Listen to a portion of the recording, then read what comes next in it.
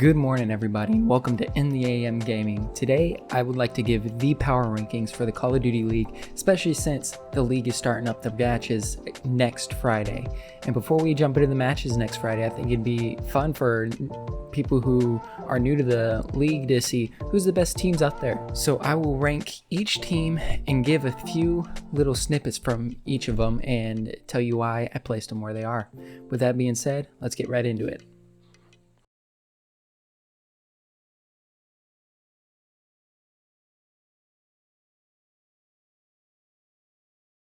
So as you can see, we're going to go through from worst to first.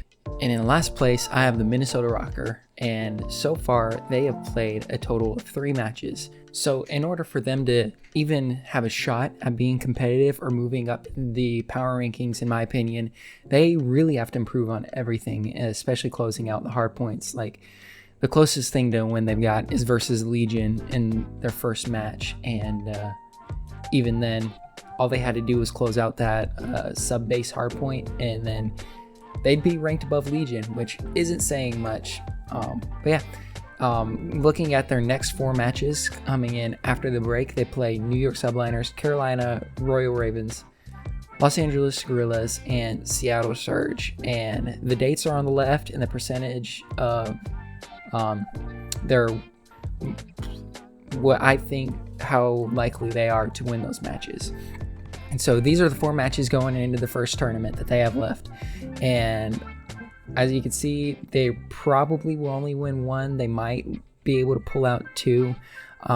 But unfortunately, I think they will start in the elimination bracket. Moving on from Minnesota RØKKR is the 11th place team, which I have the Las Vegas Legion.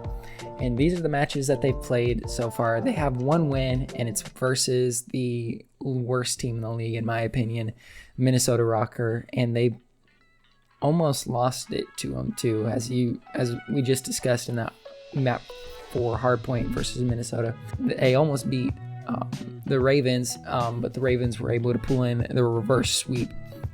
And in modes, they are ranked 7th in Hardpoint, 5th in S&D, and last in Control. And as you can see, the Legion are 0-4 in Control. They haven't won a single map yet. If they were able to win the Controls in 2 of these matches, they would be 2-2 instead of 1-3, and their likelihood of making the winners bracket of the next tournament would go up even more. Every hard point that they've lost has been within 50 points, even versus the defending championships New York Subliners. So I think if they could just tighten that up a little bit, then this team would be pretty good. Looking at the teams that they play coming out of the break, they have 3 matches versus 3 of the top 4 teams. The Legion have 1 win, and as you can see by the percentages, it doesn't look likely that they're going to get another one, which will start them in losers bracket in this next tournament. And that's why I have them ranked at number 11. And the next team that we're going to look at, number 10, is the Carolina Royal Ravens. And looking at their previous matches, they were blown out by Heretics, they were blown out by Ultra, and they were blown out by Optic. The only win they have is coming in a reverse sweep that happened to have a Ninja Defuse in that last map on Search and Destroy and Invasion. And that's the only chance they had at winning that match. And when it comes to rankings in the modes, they are last in Hardpoint, last in S&D, and 11th in Control. And there aren't really any high points of this team.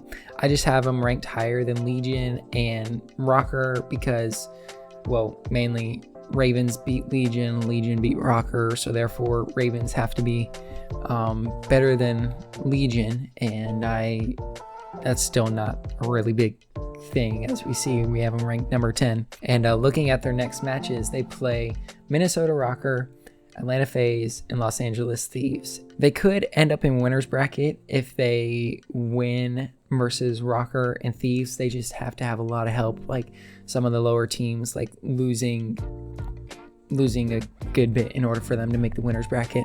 However, I think they will definitely start in the elimination bracket going into this first major. The 9th best team, in my opinion, is the LA Thieves. And they've played 4 matches so far and only winning one of them versus the Boston Breach. And that one was really weird. Boston Breach is a weird team that we'll talk about in a bit, but they lost 1-3 versus Seattle.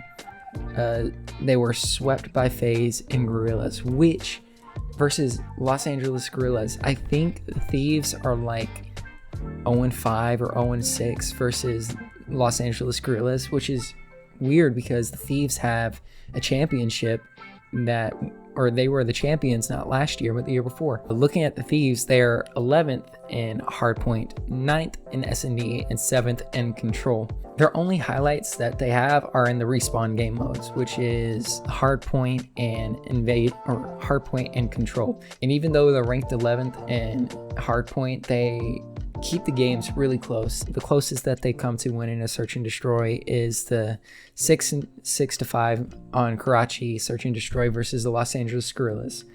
But that's the only signs of life that they've had so far. So if they improve on the S&D, they will definitely move up in this list of my power rankings. Looking at their upcoming matches, they play Toronto Ultra, New York Subliners, and Carolina Royal Ravens. And they play 2 of the top 4 best teams, and as we see from those percentages, I don't think they'll come out. They're most likely versus those 2 would be Toronto Ultra, and that's just because the Ultra looked bad versus Breach that they played recently, and again, we'll talk about that here in a bit, but their most likely win will be versus the Carolina Royal Ravens.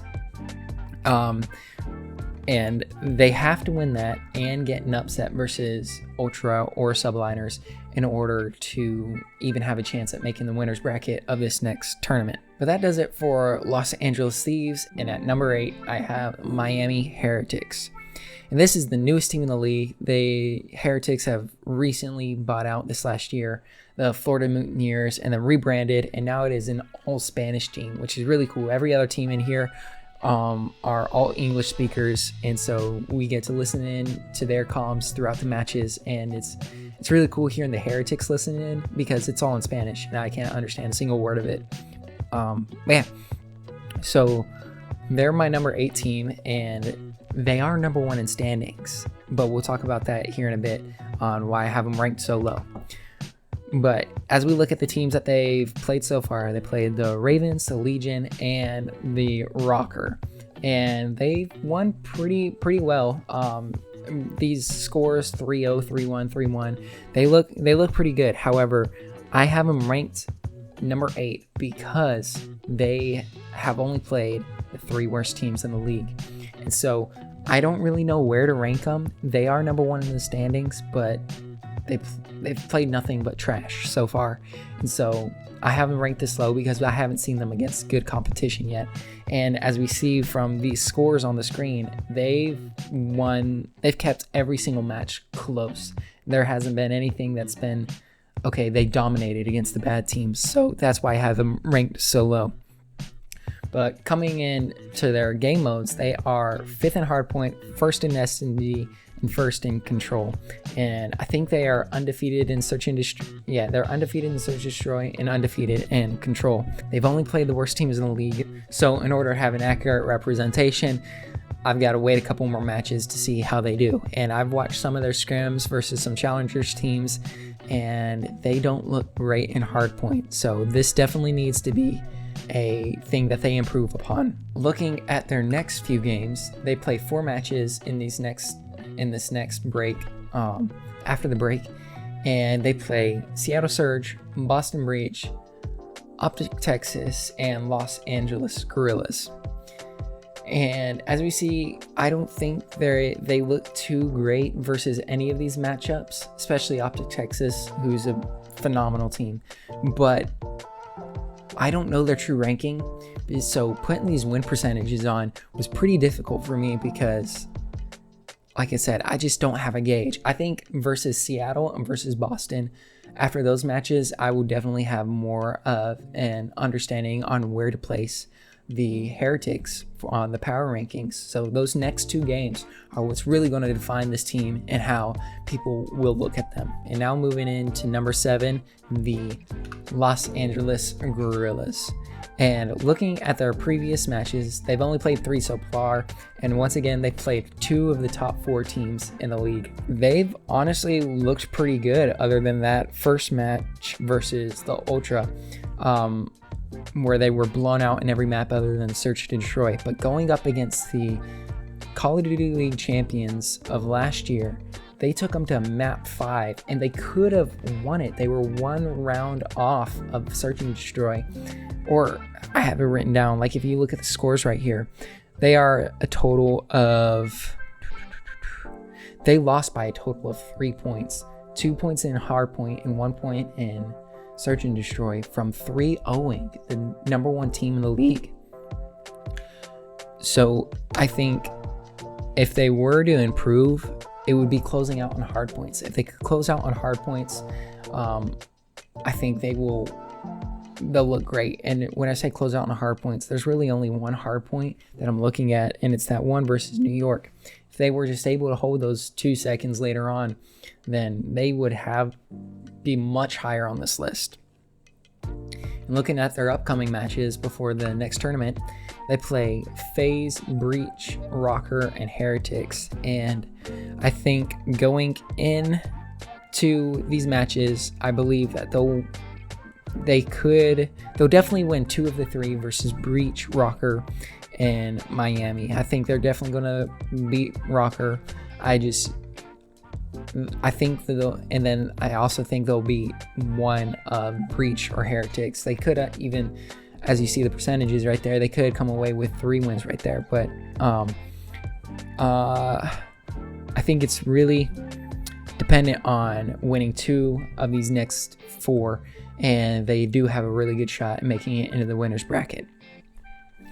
That does it for the Los Angeles Guerrillas. The next team we're going to look at, number 6, is the Boston Breach. And so far, this team's looking pretty good. We're on the up and up. We are now at the halfway point. And so let's look at the previous matches. They've been kind of up and down. And this is honestly a pretty difficult team for me to rank, because going into match 1, they look really competitive versus FaZe. They lost Hardpoint really close. They lost the Search and Destroy in the last round. And then they looked good in the next 2. And then that last Search and Destroy is where they just fell apart. So they look really good in that. And then going in versus Seattle and Los Angeles Thieves, they kind of fell apart, as we see here. I mean, versus Seattle, they have the first map win, but they almost lost that as well. And versus Thieves, I guess you could say it was close, but it wasn't really. So they just looked bad those next 2. And then they just decided to show up versus Toronto Ultra and 3-0'd them. And that's not even like a really close 3-0. That's like Boston Breach just blew them out. And so that's why I have them ranked at number 6, because they look competitive against the 2 of the top 4 teams. And then they just fell apart versus some of the bad teams. But looking at the Toronto match, I have high hopes going into the next few matches, which are versus Los Angeles Guerrillas, Miami Heretics, and New York Subliners. I don't know why my mind blanked. So I think they have a pretty good chance beating Guerrillas and Heretics, but they have a very small chance of that upset versus the New York Subliners. So I believe that this team will end up in loser's bracket, but there's a chance. This is their home major, as you can see, like above. This is the Boston Breach major they're going into. So I really hope this team makes it into the winner's bracket.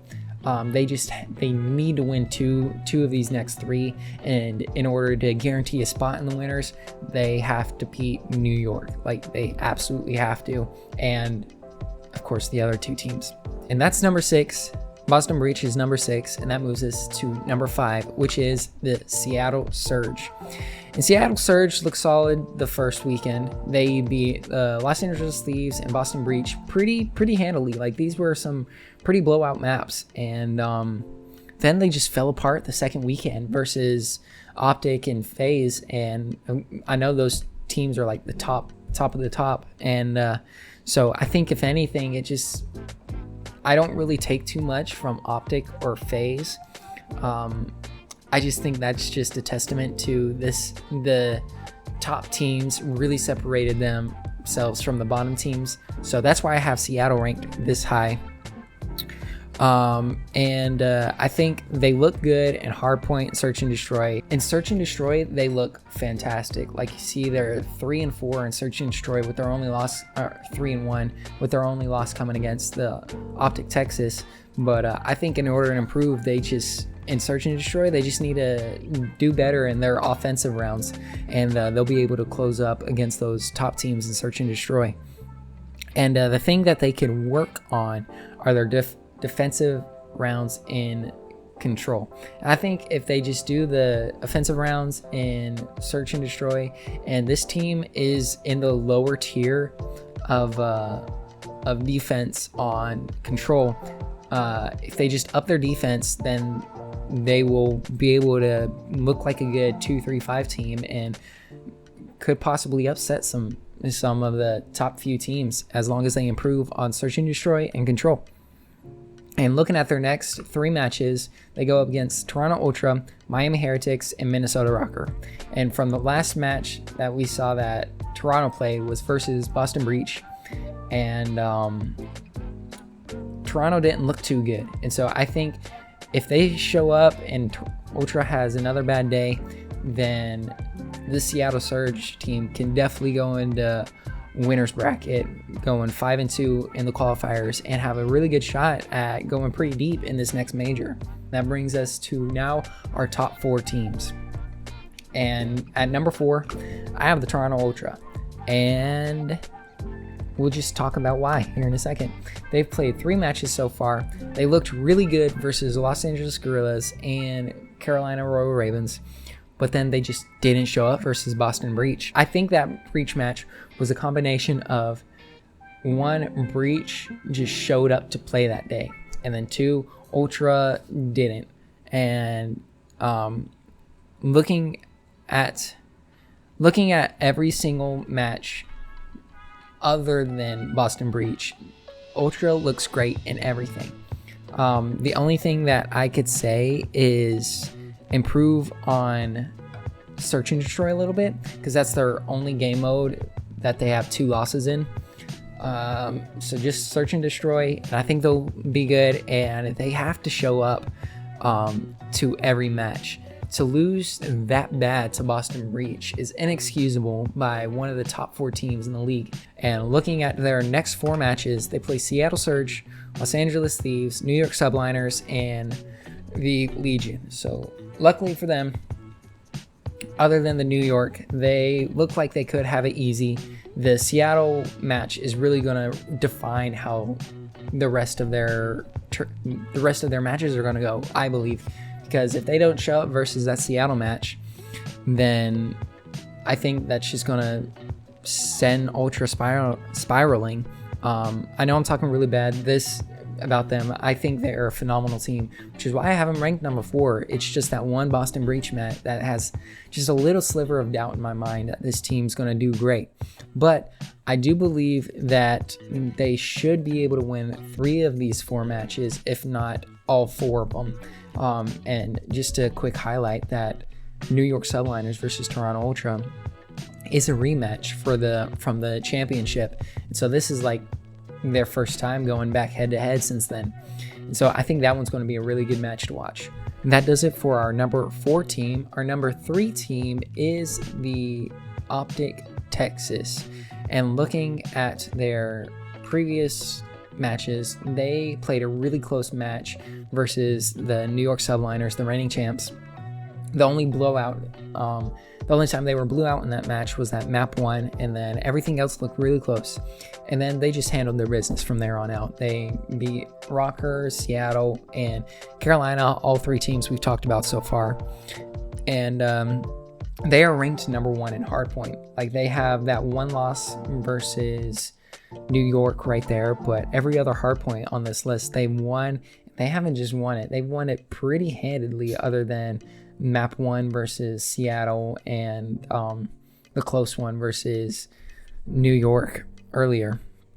They look great in all their response too, like Control as well, other than the Seattle one. The Seattle match in Control, they look phenomenal. They only have one Control match that has gone to overtime round, and if they could turn their tides in round 11, like you see for Search and Destroy, they've lost 6-5 twice to New York and 6-5 once to Minnesota Rocker. If they could just tighten up on those round 11s and play it a little smarter, then I think that this team will be unbeatable.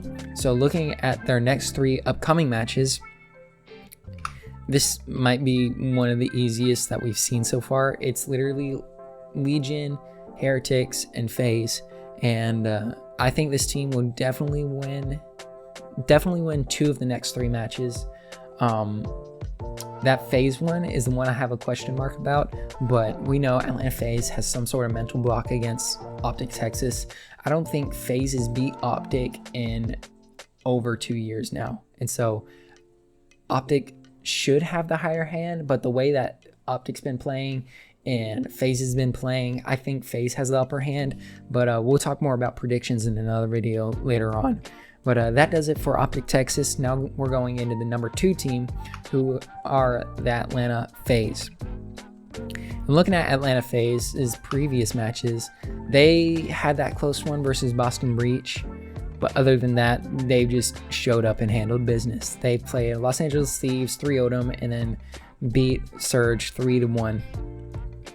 And they are second in Hardpoint, right behind Optic Texas, with their only loss in Hardpoint coming versus that close map Terminal versus Boston Breach. If you know anything about last year Atlanta FaZe had the most kills and the least deaths in Hardpoint. However, they were never able to close it out just because of nobody would play the objective. They would get the kills and then would just, I don't know.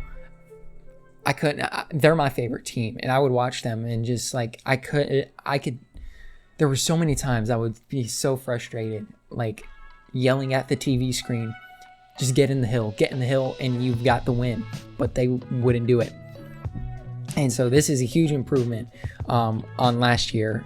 And then I think in one mode that they can improve in would be Search and Destroy. And as we see, they only have 1 loss in Search and Destroy. But Indraza, he wasn't looking great this split.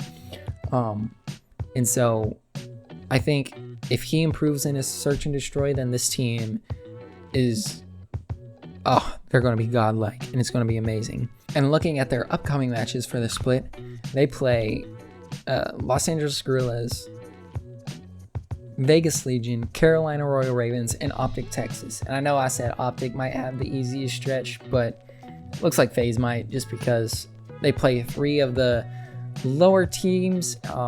As we can see from their win percentage, they are the favorites in every single one of these matches so far.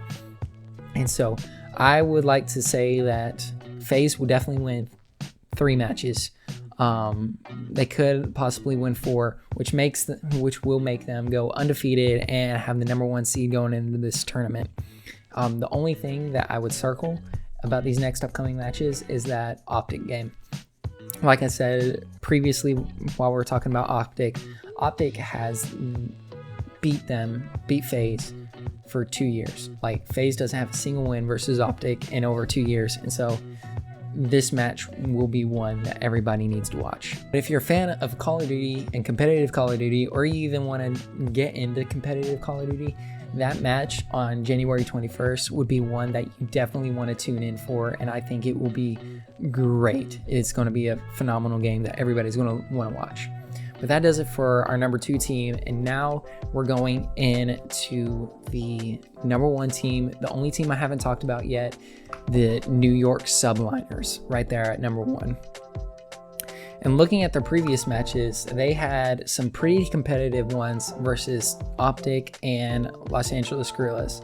And Los Angeles Guerrillas, as we've talked about earlier, they look pretty good, and then they 3-0'd Vegas Legion. And I have them ranked this high just because, like, the way they played versus Optic, I know it was close, but they did pretty well, especially in those tight games. They iced up and they were able to pull it out, and the way they handled their business versus Legion, I have them ranked in a number 1 just because they look great. However, they do have some pretty good tests coming up. They play Ultra and Breach, and I know the percentages right there look like they're going to win it. The Ultra one's the one that I would circle. That would be their key matchup coming up. But I think they would definitely win 3 of the next 4, if not all 4 of these matches. And if they win one of these matches, then they clinch their winners bracket start. And I think this team is going to look great going in. I think, I forgot to say, if they could improve on anything, it would be control. Looking at the next matches, the Ultra one's the big one that I would circle. Breach as well. I think Breach, like I said, they just have a giant question mark on them. Thank you guys for watching. That does it for my power rankings video. Here's the total list, and if you guys have any suggestions or you think I've placed somebody wrong on this list, let me know down in the comments. Also, if you give me a like and a subscribe, I am starting to upload weekly. So starting this weekend, I have video planned for what is the CDL, and for any new fans or people who are interested but have no idea where to get started. And that link will be posted at the end of the video as soon as it's updated. But thank you guys for watching, and I'll see you guys all in the next one.